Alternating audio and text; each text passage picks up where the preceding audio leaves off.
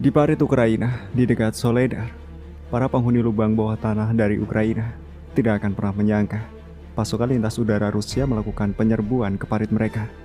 Satu kelompok maju ke kanan, kelompok lainnya dengan cepat menerobos ke parit di sebelah kiri.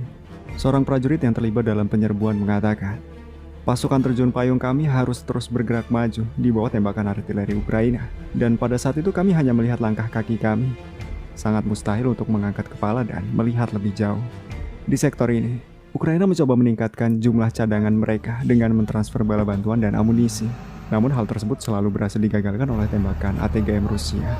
Baru-baru ini, hampir satu kompi personil Ukraina berhasil dicegat oleh rudal anti-tank di tengah jalan.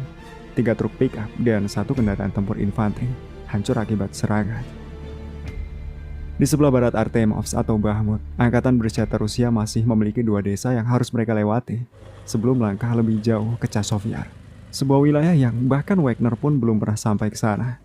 Dalam hal ini, Bogdanovka dan Ivanovka harus mereka kuasai untuk mengamankan jalan raya menuju Chasiv-Yar. Di Kleshchevka, pertempuran sengit untuk menguasai ketinggian terus berlanjut. Rusia berhasil mempertahankan posisi menguntungkan tersebut selama pertempuran jarak dekat.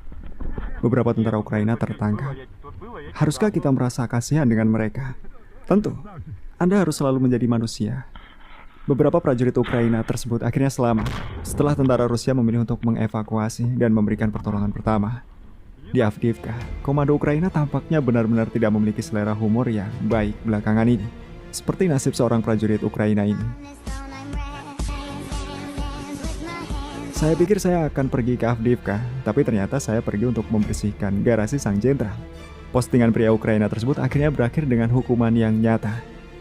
Ia kemudian dihukum dan dikirim ke Avdiivka. Dan kemarin, kematiannya diumumkan. Ya, pertempuran di Avdiivka telah berjalan sesuai dengan skenario yang sama seperti di Lysychansk, Soledar, dan Bakhmut. Dan alasan mengapa hal ini terjadi, menurut beberapa pengamat, adalah kurangnya benteng pertahanan yang memadai dari angkatan bersenjata Ukraina. Atau mungkin lebih tepatnya kurangnya garis pertahanan kedua dan cadangan yang dapat dilempar ke posisi ini. Di arah Marinka, angkatan bersenjata Rusia sedang membangun kekuatan mereka untuk mulai maju menuju Kurakhove. Ukraina tidak tinggal diam. Mereka melakukan serangan terbatas dengan drone FPV terhadap peralatan-peralatan penting Rusia. Dan untuk menstabilkan garis kemajuan di selatan, pasukan Rusia terus bertempur di dekat Novomikhailovka.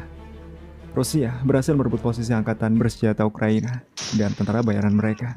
2 militan yang hampir membeku di ruang istirahat berhasil ditangkap, yang mana salah satunya adalah tentara bayaran dari Georgia.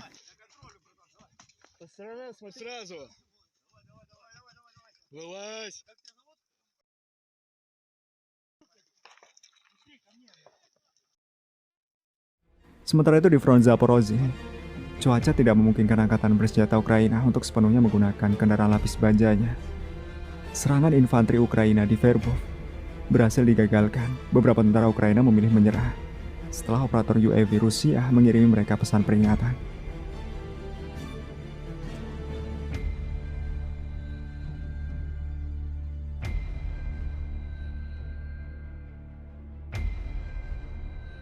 Sedangkan ke arah Robotino, pasukan Rusia justru terus melakukan serangan. Tembakan artileri Ukraina terhadap posisi Rusia di front ini dilaporkan tidak pernah berhenti.